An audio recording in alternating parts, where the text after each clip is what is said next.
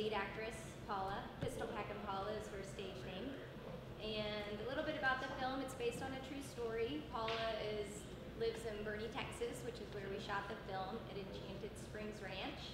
I don't know if anyone's familiar with that ranch, but it's a great family attraction, and she works there as an entertainer. And Paula herself is a two-time world gun spinning champion.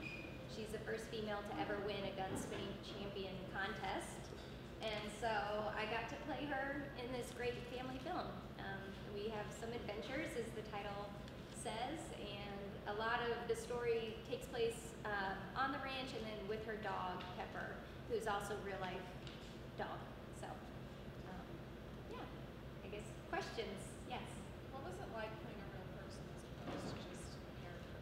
I'm very fortunate and one of the few actors that actually get to play a person who was with me every day while we were shooting it. So it was really cool to see her life. She was still running the ranch and she was still taking care of the animals and still doing her show.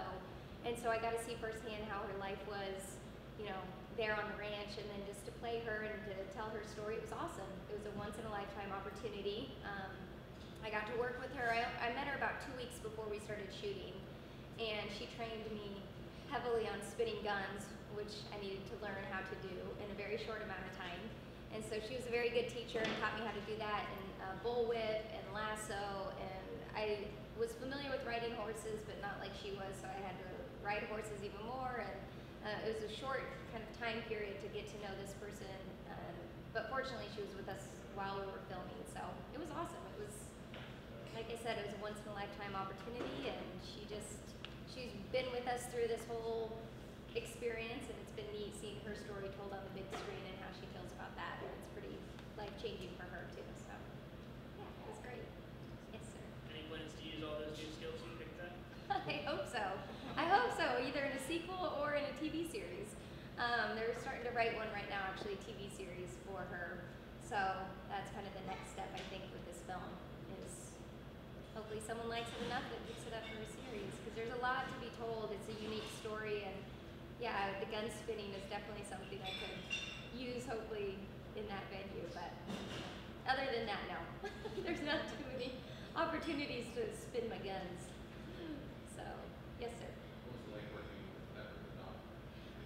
It was awesome. Fortunately, we had a dog that was very well trained. I don't know, the dog's name is Uno, and Uno has about a 5-minute YouTube clip on all the tricks it can do, so this dog's just brilliant, and anything you tell it to do, like, it's instant. It's one of these border collies, super smart dogs. So it was pretty cool. The real Pepper was there on set as well, and the real Pepper is kind of an older dog and a little curmudgeon, and so I think he would get a little jealous every once in a while because the new Pepper was getting a lot of attention, but yeah, the owner was great being on set with the dog. They say, you know, you should never work in a film with children and dogs, and we had both, a lot of both. So, but the Nations, who are the directors and producers on this, have worked with dogs and children before, so they kind of knew what they wanted to do. And Uno was the first time working with them, and they said they'd definitely use Uno again because this dog was just amazing. I mean, the dog would get it in one take. Like, we didn't have too many takes. We didn't have to wait a lot on the dog. It was more the humans. So, yes, sir. I want to talk a little bit more about the directing duo of Kevin and Robin. It's kind of a unique scenario for filmmaking. How does that differ from your past experiences, and what was more positive about it as far as having that type of a dynamic? Fortunately, they've worked on a lot of films together, so now they kind of are a well-oiled machine. And they have a team of people, they're producers, Buddy and Perla, they've worked with before. The second camera, Kevin and Sloan, they've worked with before. So you get on set, the lighting, the grips, everyone's worked on their previous productions. So it's very much like they know exactly how to run this machine. And Kevin and Robin are unique because, yeah, one, they're married, and two, they work so well together. Any arguments or any disagreements that they've had, you never saw it as an actor. They would take that elsewhere. And so when they were on set working with us, it was very much, it was a team effort. They knew exactly what they wanted. They take a lot of time doing pre-production, so even though we had 1 month to shoot this film, it was super smooth. Every day, we made every day. We were there the exact hours that they said we would be. Rarely rarely did we have to reshoot scenes. I went back for 1 day of reshoot just because they needed an extra scene. But that was it, and it was a half-day shoot. So Kevin and Robin, they're awesome to work with. They're an amazing team. They work well together. Like I said, they have similar ideas, similar looks. They know what they're going for. Robin edited the film, so she knew exactly what she was wanting as we're shooting, and it was a great experience, and hopefully I'm going to work with them again. So, yes, sir. You said you actually worked with Paula a lot. She trained. What was it like working with her? Because she had to have some amazing stories from some of the real life adventures that she's had. Yeah, she's a character. Like, most of what Richard wrote in the script is based 100% on Paula and her life.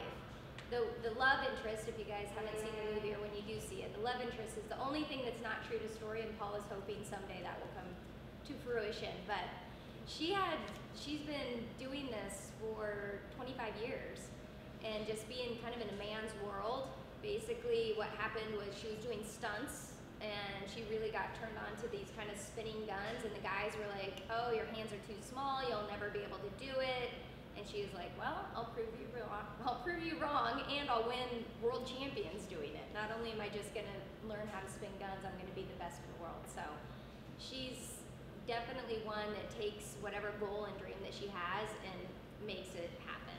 Like, she works her butt off. So it was a pleasure. She would be the first one up in the morning doing chores, running the ranch, feeding the animals, and the last one to leave, like making sure the ranch still looked good and was clean, and then all the while helping us kind of throughout the film, doing stunt doubling for me, making sure she would, you know, if we needed something on the ranch that we didn't have, she would go and get it. And I mean, she just wore about 15 hats, and that's her typical life. So yeah, she's pretty cool. So anything else? Yeah. Is there another level of nuance playing someone who has a live performative aspect of their identity and then also a moment? Yeah, that's a great question. It was challenging for me because just as an actor, it was an actor playing a real life person, but then also having to act in a show that was in the movie. And so yeah, you have this whole other level of like your performance persona, and then your kind of real life persona that you're acting or you're portraying. So I struggled a few days for the first few times on how big to go for the performance, so it didn't seem like I was an actor acting, but I was trying to play this real life person who was performing in front of a bunch of people. And I think by probably the 4th or 5th day, I sort of got into the groove of who was my persona when I was performing as Pistol Pack and Paula, and then who was Paula. You know, and it definitely took some time and just kind of being in the skin for a while before I got that. And all of us on set, actually, all the actors talked about that, because all of us were performing, and then we were playing real people as well. So it took a few days for us to get those characters and kind of sink in a little bit. And then obviously by the end of it, one of the last days that we shot was kind of the last scenes of the movie, and so it worked out well because we had all really been in these characters and playing these personas, and so it was fun. But yeah, I went a little big on the performance side, a little more country. So anything else? It's a great. How many people have you guys seen the film yet? No. I have a question. Oh, yes. How much did you know about Wild West shows before you did this movie? I mean, did you do any research about the history of them? When I got the call to audition for her, I quickly did research on Paula and who she was and saw her performance. But I was not familiar with her. I wasn't familiar with the ranch, so it was a lot of very quick learning experience. Like I said, the 2 weeks prior, and then just being on the ranch every day, driving into this working ranch that was a live West show, and they would do stunt shows while we're filming. So I was learning as I was going, and now I have a whole newfound respect for it because it's serious stuff, and it's kind of a dying art. I feel like there's not as many Wild West shows really anywhere. I feel like you could probably add that to your resume if you're outside of being an actress. Like, Yeah. You could do all this. Plus, Yeah. if anyone needs a gun spinner, I'm not nearly as good though. I need a stunt double to come in for me actually to do that. But yeah, it's a neat.